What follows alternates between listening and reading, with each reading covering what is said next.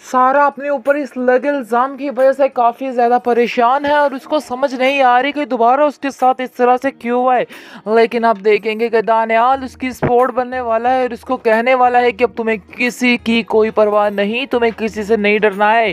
सिर्फ और सिर्फ मेरी तरफ देखो और मेरा ही ध्यान दो, क्योंकि मैं तुम्हारा साथ दूंगा और कोई भी ऐसा नहीं है कि जो तुम्हें यानी कि ढाल बना सके। मैं अब सबको निमट लूँगा। ये बात सारा के दिल पे लग जाती है और सारा मज़ीद खुश हो जाती है, क्योंकि अब उसको बहुत ही गहरी सपोर्ट मिल चुकी है और साफ साफ दानियाल ने कहा है कि तुम्हें किसी से डरने की ज़रूरत नहीं है। लेकिन आप देखेंगे कि उसकी माँ कहती है कि मुझे भी अब इन लोगों की परवाह नहीं है, ये लोग सारी ज़िंदगी से तुम पर इल्ज़ाम ही लगाते आए हैं, इसलिए मैं भी इनके बारे में कुछ नहीं सोचना चाहती और ना ही इन लोगों का साथ देने को तैयार हूँ, क्योंकि ये लोग हैं ही खुदगर्ज, ज़िद्दी लोग, मक्कार लोग। इसलिए बेहतर यही है कि हमें इनकी बातों को नहीं सोचना और इनकी बातों को दिल पर नहीं लेना। सारा कहती है कि मैं भी आपको यही कहना चाहती थी कि आप इन लोगों की बातों को सुन के परेशान मत होना, क्योंकि अब मैं इन लोगों का खुद ही हैंडल कर लूँगी। आगे से आप देखेंगे कि वो कहती है कि मैं आपसे एक ज़रूरी बात करना चाहती हूँ, जिस पर उसकी माँ कहती है बेटा खैरियत है, आखिर कौन सी ऐसी बात है जो मुझसे करना चाहते हो। जिस पर उसको बताती है कि मैं आपसे कहना चाहती हूँ कि सर दानियाल ने मुझसे इस तरह की बात की है और वो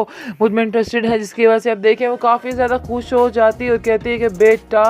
तुम मुझे उससे मिलवाओ, मैं उससे बात करती हूँ और मैं देखती हूँ कि क्या सिस्टम है। जिसकी वजह से आप देखेंगे कि सारा कहती है कि हाँ मैं आपकी मर्ज़ी के बगैर कुछ भी नहीं कह सकती, क्योंकि मैंने उसको कोई जवाब नहीं दिया है, मैं सिर्फ और सिर्फ आपकी मर्ज़ी का इंतज़ार कर रही हूँ कि आखिर आपकी क्या मर्ज़ी और आप क्या चाहती हैं। जिसको सुनकर आप देखेंगे कि वो कहती है कि हाँ मुझे भी इस चीज़ का यकीन था कि तुम खुद से कोई फ़ैसला नहीं कर सकती हो, बहरहाल तुम मुझे दानियाल से मिलवाओ। लेकिन जैसे ही आप देखेंगे दानियाल की मुलाकात हो जाती है हमीदा से, तो हमीदा बेहद खुश होती है। हमीदा उसको कहती है कि बेटा मुझे ऐसा लग रहा है कि जैसे तुम मेरे बेटे जैसे हो, क्योंकि मुझे बहुत ज़्यादा सपोर्ट मिलती है तुम्हें देख कर भी। इसको सुनकर आप देखें वो कहता है कि आप फिक्र मत करें, अब आपके सारे मसले मैं खुद हैंडल कर लूँगा, आपको परेशान होने की कोई ज़रूरत नहीं है, मैं आपका और सारा का भरपूर साथ दूंगा और अब आप लोगों को इन लोगों के साथ रहने की ज़रूरत भी नहीं है, आपका अपना घर है, आपको उधर ही रहना है। जिसको सुनकर वो कहती है कि नहीं बेटा ऐसा तो नहीं हो सकता है, आखिर कैसा ऐसे हो सकता है, मेरी तबीयत आगे ख़राब रहती है और मैं चाहती हूँ कि जितनी जल्दी हो सके मैं सारा के फ़र्ज़ को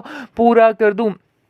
जिसकी वजह से दानियाल कहता है कि नहीं मैं चाहता हूँ कि आप भी हमारे साथ हमारे घर में रहेंगी, क्योंकि मैं भी अकेला होता हूँ, आप नहीं जानती हैं कि आपकी कितनी सपोर्ट है, क्योंकि मुझे अपनी माँ की बहुत ज़्यादा याद आती है, जिसको देखकर आपको देखकर उनकी कमी पूरी की जा सकती है। यानी कि बहुत देर बातें करते हैं उन दोनों की भी आपस में काफ़ी अंडरस्टैंडिंग हो जाती है और वह जो है वो देख के दानियाल को बिगड़ पड़ता है और कहता है कि देख लो वही कुछ हुआ जो कुछ हम सोचते थे, हमें तुमसे यही उम्मीद थी, तुम ऐसा ही कर सकती थी और तुमने वही किया है। जिसकी वजह से दानियाल उनकी ज़ुबानों को पकड़ लेता है और कहता है कि खबरदार आइंदा से कभी इस तरह की कोई भी बात करने की कोशिश की और मैं सारा के बारे में एक लफ्ज़ नहीं सुनूंगा और आप लोगों का कोई हक कोई फैसला नहीं बनता कि आप लोग सारा के बारे में कुछ भी बोलें। जिसकी वजह से वहाज कहता है कि तुमने आखिर अपना आप दिखा ही दिया। सारा सारा कहती है कि मुझे आप लोगों की बातों से नहीं डरना, पहले भी आप लोगों ने गलतफहमी की वजह से मुझ पर इतने बड़े बहतान लगाए, लेकिन दोबारा आपने वही गलती की है और आप लोगों ने इतने बड़े इल्ज़ामात मुझ पर लगाए हैं। कभी अगर तुम पे इल्ज़ामात खुलें कि आखिर किसकी गलती थी तो फिर तुम्हारा जीना महाल हो जाएगा और हकीकत तो यही है कि जब दुरैया की सारी हकीकत खुल जाएगी तो फिर तो देखिए कि क्या हाल होगा दुरैया का, क्योंकि दुरैया जो है वो कहीं की नहीं रहेगी। दुरैया बेवकूफ़ अपने आप को बचाने की खातिर सारा को एक दफ़ा फिर उसने खड्डे में डाल दिया है और दोबारा से अपनी ज़िंदगी में अज़ाब इकट्ठे कर रही है और मज़ीद इसके अज़ाब जो हैं एक ही दफ़ा निकलने वाले हैं और वो बहुत ही बुरा हशर होगा इसका। ड्रामा सीरियल कलंक में जी एक दफ़ा फिर से वहाज ने दिल तोड़ दिया है सारा का। मैं तो सोच रहा था कि अब ऐसा कुछ भी नहीं होने वाला, अब आंखें बंद करके वहाज जो है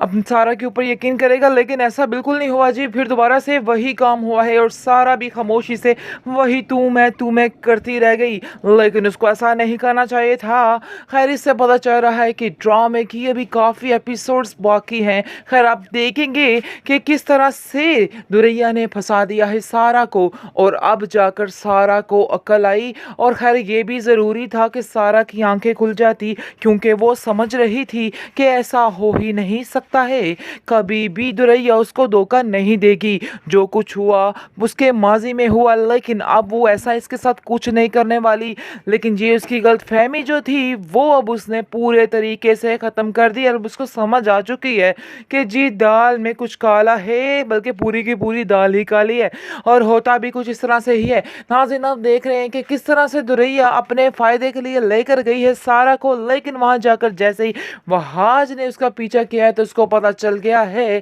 कि जी सारा ही फिर दोबारा को गेम चला रही है। और घर जाकर भी अपनी माँ का दिमाग भर देता है और कहता है कि जी ये सारा ये सही नहीं है, अपने ही को गेम चला रही है, जितनी जल्दी हो सके इसको फारिग कर दिया जाए। लेकिन ये बात सुनकर उसकी माँ कहती है कि मुझे अपनी बेटी पर पूरा यकीन है, इसलिए आप लोगों को उसके बारे में परेशान होने की ज़रूरत नहीं है। मैं उसको समझती हूँ। आप लोग फिर दोबारा यानी कि एक दोबारा से फिर आप लोग उसके साथ ऐसा कर रहे हैं और उसके ऊपर बहतान लगा रहे हैं, लेकिन अब की दफ़ा मैं आप लोगों को माफ़ नहीं करूँगी और मैं इतनी कमज़ोर नहीं हूँ कि मैं आप लोगों की बात मान जाऊँ। ऐसा हरगिज़ नहीं हो सकता है। मैं आप लोगों को इस बात के लिए कभी भी माफ़ नहीं करने वाली हूँ। जिसको सुनकर आप देखेंगे कि उसकी जो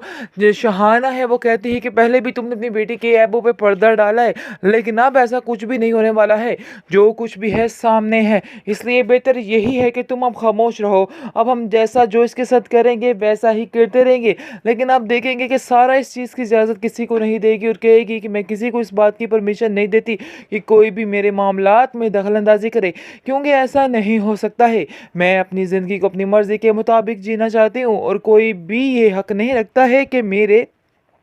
बारे में कुछ सोचे। और अगर से उसकी माँ कहती है कि मैं अपनी बेटी के साथ हूँ, क्योंकि एक दफ़ा पहले भी मैंने इस बात के लिए नहीं बोली और उसका साथ नहीं दिया और उस चीज़ की शर्मिंदगी मुझे आज तक है, लेकिन अब मैं ऐसा कुछ भी नहीं करने वाली हूँ। मैं अपनी बेटी का भरपूर साथ दूंगी और उसके साथ ही रहूँगी, चाहे आप लोगों को बुरा लगता है या अच्छा लगता है, मुझे इससे कोई भी परवाह कोई भी मसला नहीं है। जिसको सुनकर आप देखेंगे कि वो कहती है कि मैं जानती हूँ कि तुम शुरू से ही अपनी बेटी का साथ देती आ रही हो, लेकिन प्लीज़ मज़ीद इस तरह के साथ देने छोड़ दो, क्योंकि वहाँ जो है वो भी साथ मिल जाता है और कहता है कि अब जल्दी से इसका कोई अच्छा सा फैसला कीजिए, वरना ऐसा ना हो कि कल को आपको भी पछताना पड़े। इसको सुनकर आप देखेंगे सारा कहती है कि तुम फिर दोबारा से एक और गलती कर रहे हो और अब तुम्हारी इस गलती की कोई माफ़ी नहीं है, ये बात मैं तुम्हें बता देती हूँ। जिसको सुनकर वो कहता है कि गलती नहीं, मैंने आंखों देखा, सब कुछ देखा है। लेकिन अब देखेंगे कि सारा फिर से खामोश हो जाती है दुरैया की खातिर, कि ऐसा ना हो कि दुरैया का घर खराब हो जाए, क्योंकि वो जानती है कि जब भी बात खुलेगी तो हाज उसको एक पल के लिए भी बर्दाश्त नहीं करेगा